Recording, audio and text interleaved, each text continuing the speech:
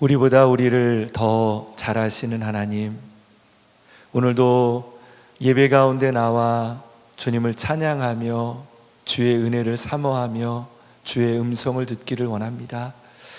언제나 우리의 모든 것을 아신 하나님, 우리의 길을 만들어 주시고 우리를 인도하여 주시며, 우리가 이루는 일이 아니라 하나님께서 이루시는 나의 인생을 보게 하여 주시옵소서.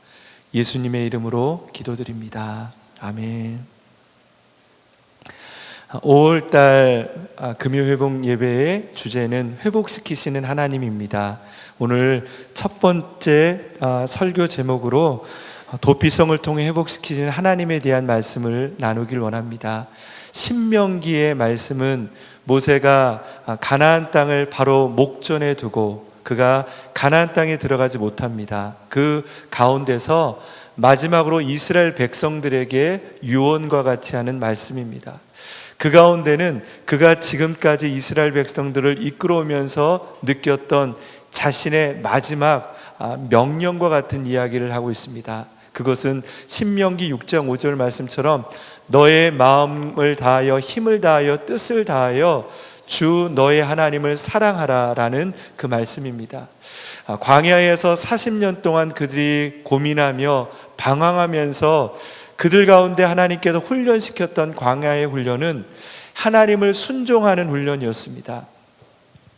그런데 이 신명기의 말씀 끝부분에 보면 공동체 안에서 어떻게 살아가야 되는지라는 말씀이 있고, 또한 오늘 우리가 읽었던 말씀처럼 도피성에 대한 이야기를 말씀하고 있습니다. 도피성이라는 것은 실수를 해서 죽을 수밖에 없는 사람에게 하나님께서 그를 위해서 살리기 위한 그런 안전한 공간을 만든 것이 도피성입니다. 이 도피성이 가는 그 길에는 이곳이 도피성이라는 팻말을 만들어서 어디에서든지 길을 잃지 않고 도피성으로 도망갈 수 있도록 만들어 놓은 것이 도피성입니다. 현대 의미로 보면 이것이 회복이 있는 곳이 도피성이라고 저는 생각합니다. 하나님은 공동체를 통해서 우리에게 회복을 허락하셨습니다.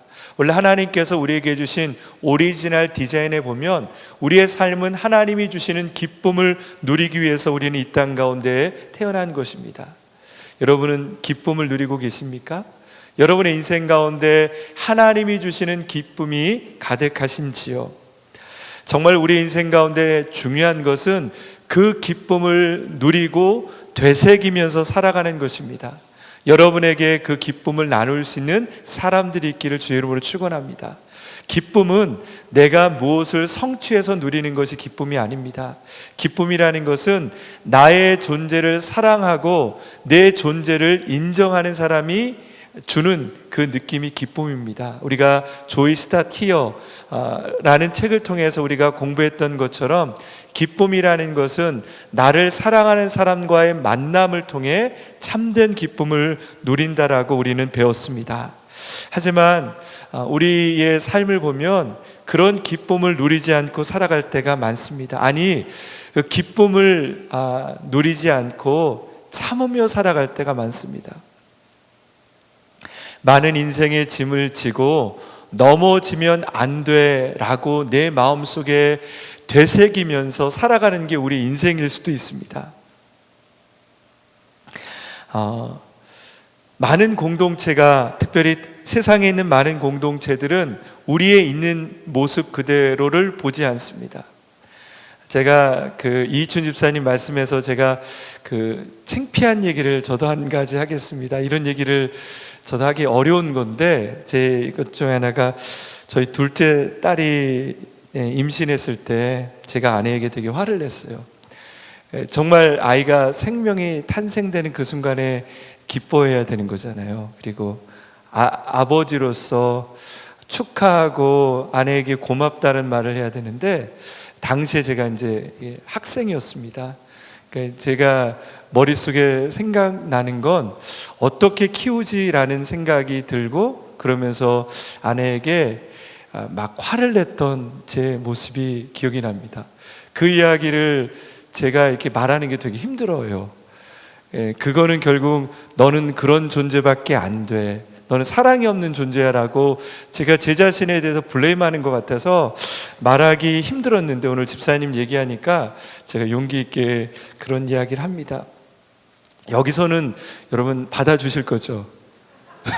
제가 받아주지 않으면 힘듭니다.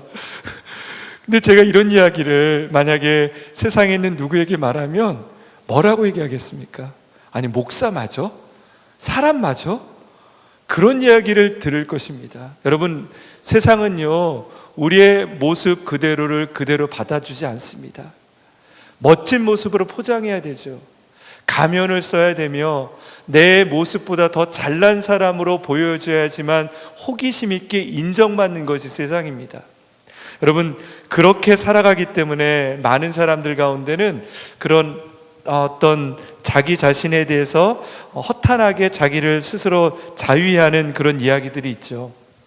예전에 그 어떤 개그 프로를 보는데 직장인들의 애환을 가지고 노래를 만든 그게 있어요. 근데 어릴 때 꿈이 야구 선수, 너는 축구 선수, 뭐 이런 얘기하다가 그래도 내 꿈은 나의 모습은 직장인 이런 얘기를 하더라고요.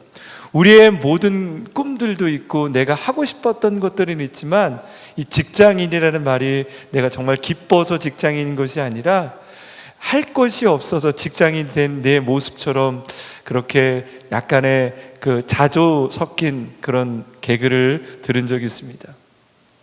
하지만 어떤 드라마에 보면 그런 얘기 하더라고요. 직장은 전쟁터라고 말하지만 세상은 지옥이다.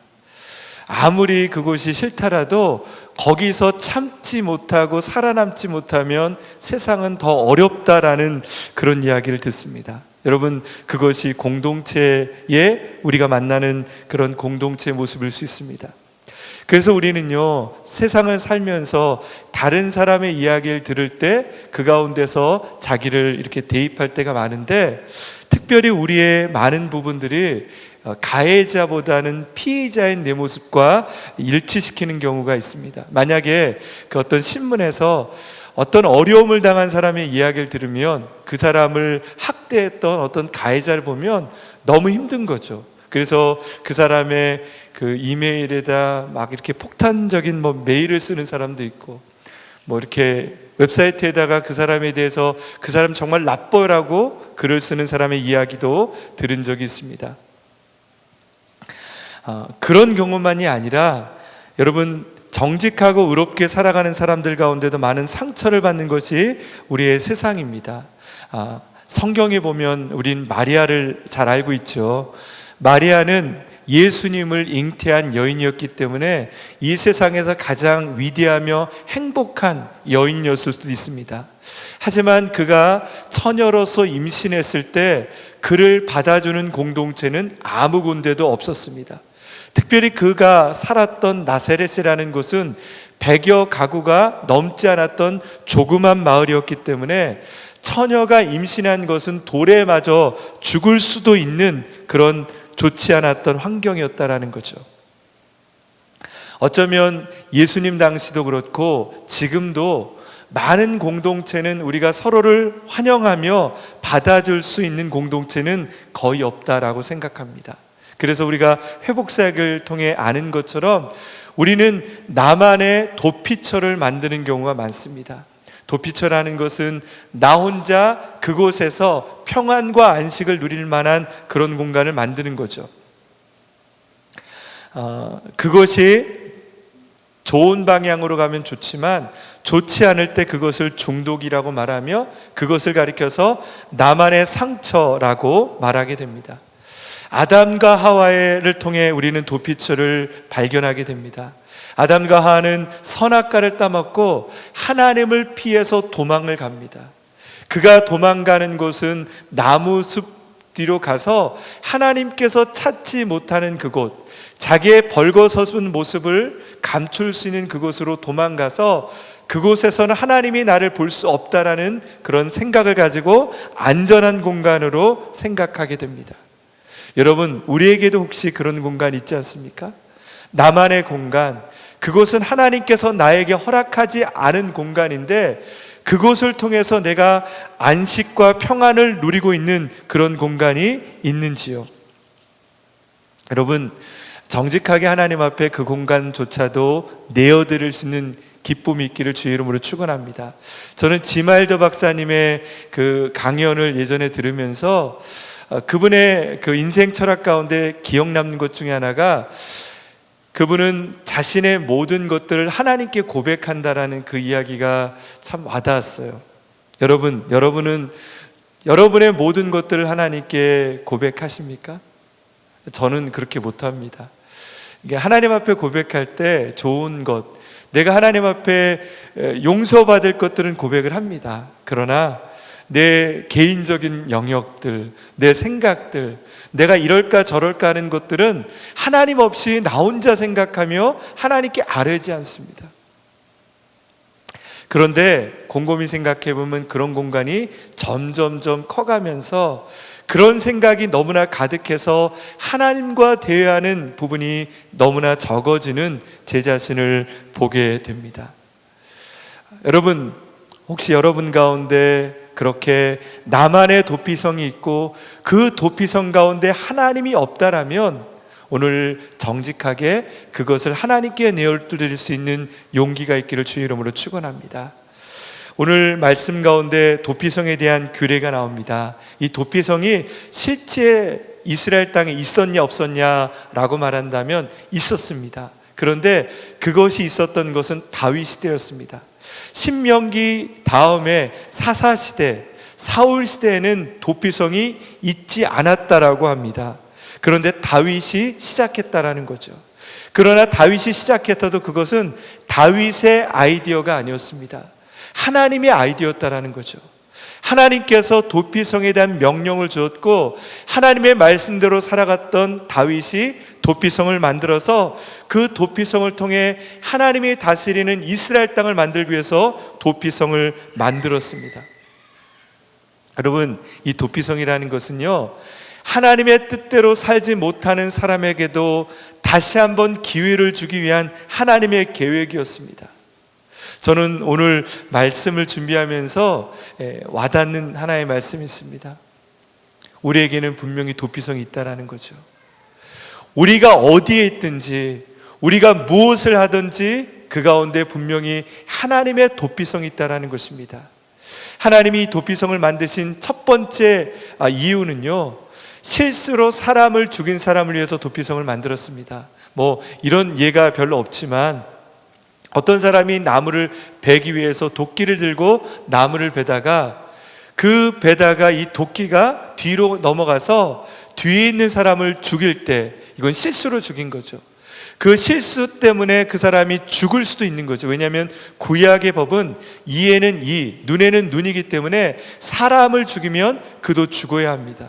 그런데 하나님께서 그런 사람에게, 실수를 한 사람에게 하나님은 기회를 주시기 위해서 그에게 도피성을 허락하셨다라는 것입니다.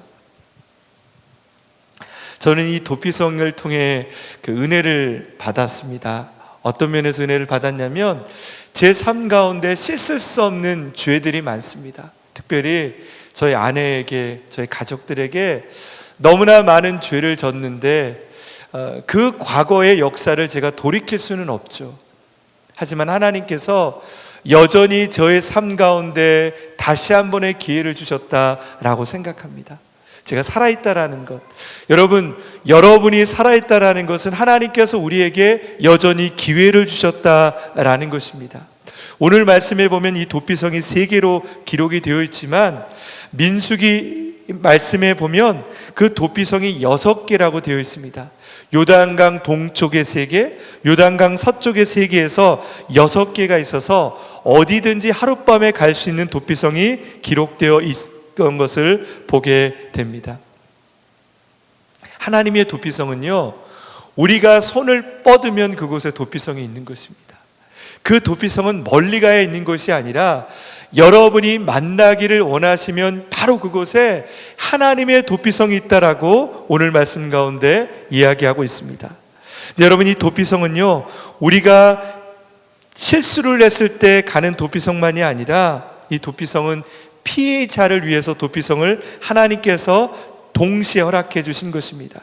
가해자를 위해서만 주신 것이 아니라 이 피해자가 되면은요, 여러분, 피해자로 살아가는 인생 가운데 가장 큰 감정은 분노입니다. 억울함입니다. 이런 마음으로 살아가는 사람 가운데는 논리가 없는 거죠. 그리고 그 가운데는 내 분노를 이겨내야 된다는 생각밖에 없는 거죠. 제가 예전에 읽었던 서점에서 갔을 때 봤던 책 제목 중 가운데 되게 와닿던 책 제목이 있었는데, 그것은요, 억울하면 성공해라. 책 제목이 되게 웃기더라고요. 성공이라는 단어는 되게 좋은데 억울하면 성공해라. 그리고 그 뒤 책 내용을 보니까 거기 그런 말이 있더라고요. 가장 좋은 복수는 성공하는 것이다. 복수가 하기 위해서 성공한다는 거죠. 여러분, 어떤 사람의 인생은 그것처럼 복수하면서 살아가는 인생을 살아가는 사람도 있습니다. 하지만 하나님은 우리의 인생이 복수가 우리의 인생의 주제가 되지 않기를 원하십니다. 여러분, 우리의 삶 속에서 아픔이 우리의 인생의 주제가 되지 않기를 원합니다. 만약에 도피성이 없다라면, 피해자, 실수로 사람을 죽인 사람이 내 가족을 죽였다라면 저희는 가서 그 사람을 죽일 것입니다. 나도 똑같은 복수로 다른 사람을 죽이는 잘못된 일을 하게 되는 것입니다. 하나님께서는 그를 위해서 도피성을 통해서 보복을 멈추도록 하셨습니다. 여러분, 우리의 6가지 부정적인 감정을 통해서, 우리의 감정을 통해 내가 하고 싶은 일이 있을 때 하나님은 그것을 멈추시길 원하십니다. 그리고 정직하게 이 모든 것들을 하나님께 내어드리기를 원하십니다. 하나님은 이 도피성을 통해서 이 땅 가운데서 복수가 있는 세상을 만들지 않기를 원하시는 하나님의 계획을 보여주십니다. 많은 사람들은 사람들을 만날 때 복수하는 마음을 갖고 있습니다. 이런 표현은 세상적인 표현인데, 무시하는 거 있잖아요. 이렇게 무시해서 얼굴 안면 깐다, 그런 표현이 있죠. 제가 이게 더 심한 말도 있는데 그런 말이 잘 생각이 안 나서 이렇게 얘기하는데, 안면 까는 거, 그런 삶을 우리가 살아가도록 우리는 익숙하게 배워왔습니다. 나에게 누가 상처를 주면 우리는 무의식적으로 그렇게 반응하죠. 내가 상처를 주면 당연히 그것을 복수하는데, 손과 발로 복수할 수 없기 때문에 내 눈으로 복수하고 내 감정으로 복수하게, 우리는 그렇게 피로 복수하는, 그렇게 살아가는 법을 배워왔습니다. 여러분, 그러나 하나님은 우리에게 다시 한번 도피성이 있음을 보여주고 계십니다. 여러분, 거짓 도피성을 통해서 나 스스로 도망가며 나 스스로 내 문제를 해결하는 것은 하나님의 방법이 아니라는 거죠. 여러분, 오늘 말씀에 있는 이 도피성을 통해 하나님의 방법을 찾는 축복이 있기를 원합니다. 진짜 도피성은 예수 그리스도를 의미하는 것입니다. 여러분, 예수님은 우리의 삶 가운데 실수를 통해 지은 죄를 용서해 주십니다. 하지만 이스라엘 백성의 도피성은요, 단순하게 그 실수가 벗어나고 만약에 그가 고의로 죄를 지면 징벌하게 되어 있습니다. 그래서 그 도피성은 완전하게 모든 것을 용서해 주는 것을 의미하는 것이 아니라 실수의 죄를 용서해 주시는 거고, 만약에 그를 신문에 보면서 그가 만약에 고의로 죄를 졌다라면 그 고의에 대해서는 벌을 주게 되어 있습니다. 하지만 예수님의 도피성은 우리가 어떤 죄를 져도 그 죄를 용서해 주시는 도피성입니다. 내가 고의로 졌든, 내가 그것을 실수를 했건, 내가 그것을 어떤 이유로 했던, 내가 어떤 사람에게 상처를 줬던 간에 주님은 우리를 용서해 주시겠다라는 것이 예수 그리스도의 도피성이라는 거죠. 저는 저와 여러분의 인생 가운데 그 도피성을 경험하길 원합니다. 하나님의 도피성 앞에서는 결코 인생의 마지막은 없습니다. 여러분, 우리 인생 가운데 씻을 수 없는 후회가 있습니다. 혹시 여러분 주무시다가 갑자기 떠오르는 일들이 있습니까? 억울하고 내 인생의 후회 때문에, 이것 때문에 내 인생이 망쳤다라고 생각하는 그런 일들이 있습니까? 하나님 앞에 내어놓는 축복이 있기를 바랍니다. 어떤 것도, 우리에게 있는 어떤 것도 그것은 용서받지 못할 죄는 없습니다. 여러분, 우리 인생 가운데 어떤 아픔과 고난도 그것은 그것이 우리를 짓누를 것은 없습니다.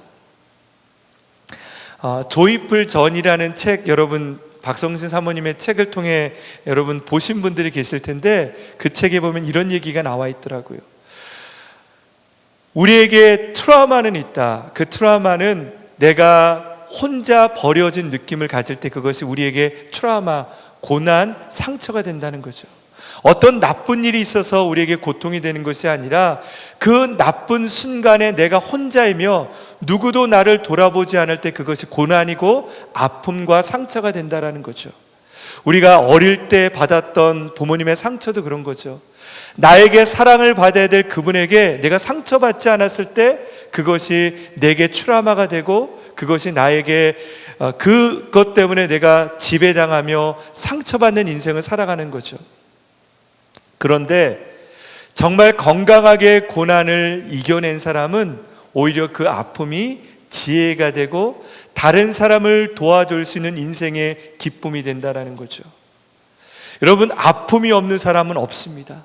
그러나 그 아픔 가운데 누군가 나와 함께 있는 기쁨, 내가 아프지만 내가 이길 수 있는 기쁨이 내 안에 있다라면 그 기쁨, 그 고난이 오히려 내 인생을 축복할 수 있는 지혜의 통로가 된다라는 거죠. 여러분, 여러분의 고난은 잘 이겨내고 있습니까? 여러분은 그 고난을 이겨낼 수 있도록 여러분과 함께하는 누군가가 있습니까? 오늘 성경은 바로 그분이 예수 그리스도라고 말씀하고 계십니다. 예수님이 우리 안에 고통을 이겨내는 기쁨이 된다라면 그 어떤 상처의 가운데서도 고난을 잘 이겨낼 수 있는 힘이 생긴다라는 거죠. 바로 그것이 도피성이라는 거죠. 도피성이라는 것은 그저 도망가는 곳이 아닙니다. 엘리야가 그가 힘들 때 까마귀를 통해 하나님께 주셨던 먹이처럼 우리의 인생 가운데 아프고 힘들 때 그것을 통해 우리는 하나님의 치유를 경험하는 것이 바로 도피성이라는 것입니다. 저는 이 회복 예배가 도피성이 되길 주의 이름으로 축원합니다. 세상은 우리의 도피성이 되지 못합니다. 세상은 우리가 나가서 싸워야 될 영적인 전쟁터입니다. 하나님은 우리에게 가족을 통해, 또한 우리의 이 예배 공동체를 통해 기쁨이 있는 공동체를 허락하여 주셨습니다. 우리 옆에 분에게 한번 그렇게 얘기하겠습니다. 당신은 저의 기쁨입니다. 우리에게 있는 도피처, 하나님의 기쁨을 경험할 때 우리의 눈이 하나님의 눈이 될 수 있습니다. 여러분, 옆에 분을 바라볼 때 미움의 눈으로 보신 분 계십니까? 옆에 분을 보았을 때 회복이 있고 옆에 분을 봤을 때 좋은 느낌이 드셨습니까? 그렇다면 여러분이 회복되고 있는 증거입니다. 아직도 여러분의 눈에 그분이 어려운 존재로 보인다라면 나에게 도피성이 필요하다라는 것입니다. 괜찮습니다, 여러분. 그렇게 보여도 괜찮습니다. 왜냐하면 우리 옆에 하나님이 계시기 때문입니다. 오늘 하나님은 우리에게 내가 너의 도피성이라고 말씀하고 있습니다. 수고하고 무거운 짐진 자들아 다 내게 오라. 내가 너희를 쉬게 하리라. 하나님 앞에 나가는 모든 이들에게는 하나님의 기쁨을 누릴 수 있다라고 주님은 우리에게 말씀하고 계십니다. 저와 여러분의 인생 가운데 그 기쁨이 있기를 주의 이름으로 축원합니다. 우리 이 시간에 눈을 감고 같이 한번 주님께 기도하며 나가길 원합니다.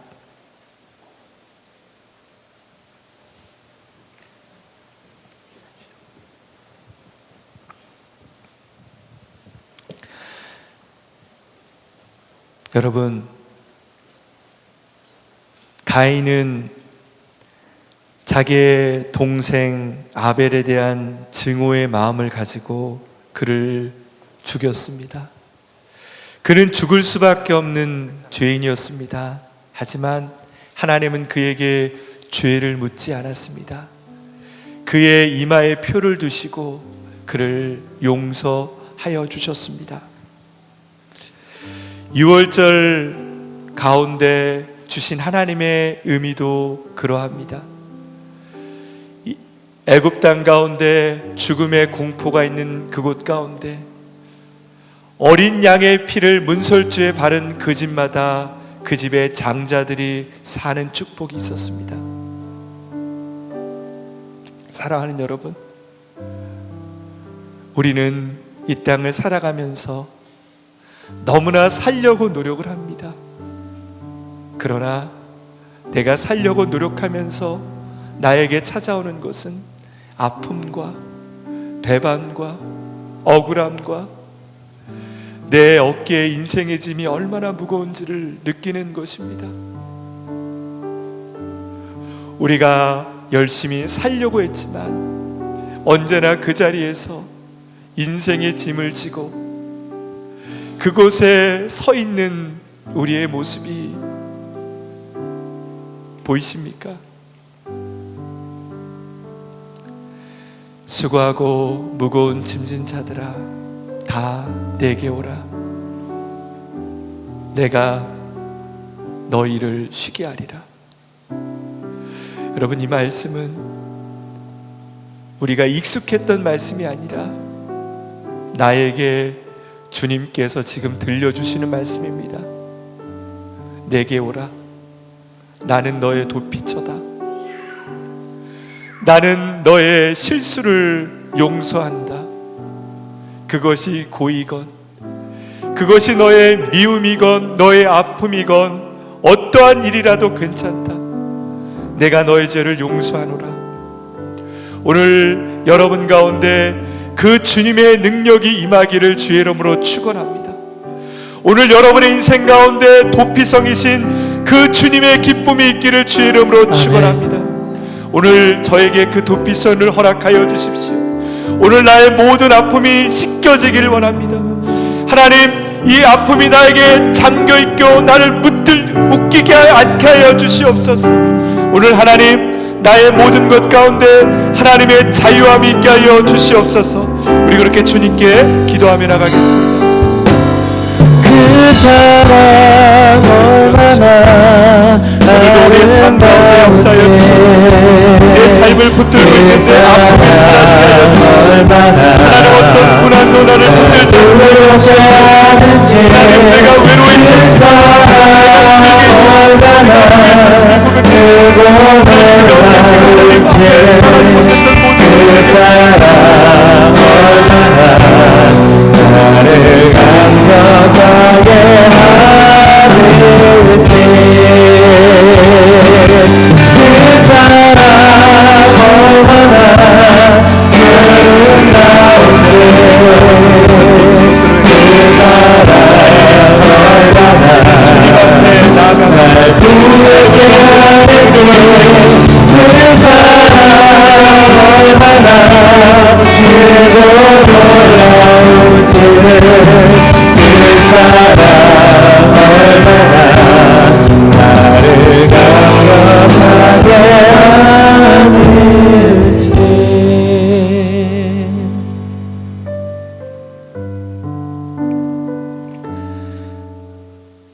우리가 아픈 이유는요, 내 앞에 있는 인생의 짐이 무거운데 그 짐을 함께 질 사람이 아무도 없다라는 느낌 때문입니다. 내가 버려진 느낌, 내 인생 가운데는 너무나 큰 인생의 숙제들이 많은데 정말로 내 자신은 초라하며 아무것도 아닌 그 느낌, 그것이 우리를 아프게 하며 우리를 힘들게 하며 우리를 그곳에서 일어나지 못하게 합니다. 사랑하는 여러분, 여러분의 손을 내미십시오. 여러분의 눈을 들어 주를 보십시오. 여러분은 결코 혼자가 아닙니다. 여러분은 언제나 주님과 함께 하셨습니다. 여러분은 여러분의 길을 모르고 계시지만 주님은 여러분의 길을 아시고 이미 그 길을 만들고 계십니다. 오늘 다시 한번 여러분의 인생 가운데 주님을 초청하시길 원합니다. 하나님, 내가 주님이 필요합니다. 당신을 통해 내가 회복되기를 원합니다. 내 삶 가운데 임하여 주십시오. 내 인생 가운데 역사하여 주셔서 내 인생 가운데 주님을 동행하며 주님을 통해 힘을 얻는 인생이 되게 하여 주시옵소서. 우리 같이 한번 주님께 주님을 초청하며 기도하며 나가겠습니다. 하나님, 주님은 나의 능력이십니다. 나의 치료자이십니다. 나의 힘이십니다. 나의 구원의 방패이십니다. 나를 회복시키시는 하나님, 그 주님을 만나는 은혜가 있게 하여 주시옵소서. 아버지 하나님의 은혜를 바라고 하나님 우리의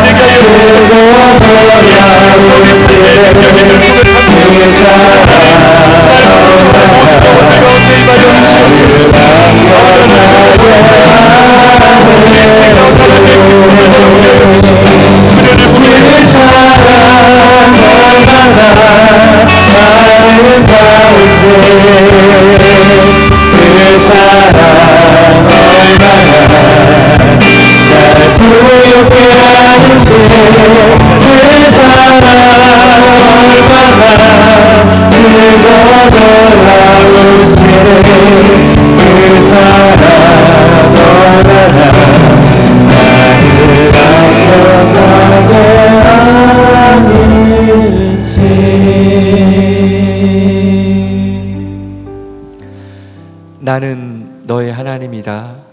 너는 내 것이다. 한 번도 나는 너를 포기한 적이 없다. 나는 너를 인도할 것이다. 나는 너의 손을 붙들 것이다. 그리고 너와 함께 나의 길을 가겠다. 하나님, 오늘 우리의 인생을 다시 한번 주님께 드립니다. 어떻게 걸을지도 모르는 아기와 같은 우리 인생을 받아주십시오. 하나님, 우리 인생 가운데 주와 함께 걷는 인생법을 배우게 하여 주시옵소서. 우리를 통해 당신의 일들을 이루어 주시옵소서. 지금은 우리의 주인이시며 우리를 위해 친히 죽으사 우리의 사랑의 열매, 우리를 통해 구원의 열매를 허락하신 그 크신 하나님, 주 예수 그리스도의 크신 은혜와 오늘도 우리의 인생 가운데 거하사 우리의 계획이 되시고 우리를 통해 하나님의 멋진 일들을 이루시는 그 크신 하나님의 사랑과 오늘도 우리의 친구 되사 우리의 인생길을 함께 거시는 성령님의 위로 교통 충만하심이 오늘도 우리의 도피처 되신 주님을 바라보며 그 주님을 통해 새 힘을 얻으며 이 땅 가운데 주의 아름다운 그리스도의 향기가 되길 원하는 귀한 믿음의 백성들과 귀한 사업들과 귀한 자녀들과 이 땅의 모든 하나님의 자녀들 가운데 지금부터 영원토록 함께하여 주시길 간절히 축원하옵나이다. 아멘.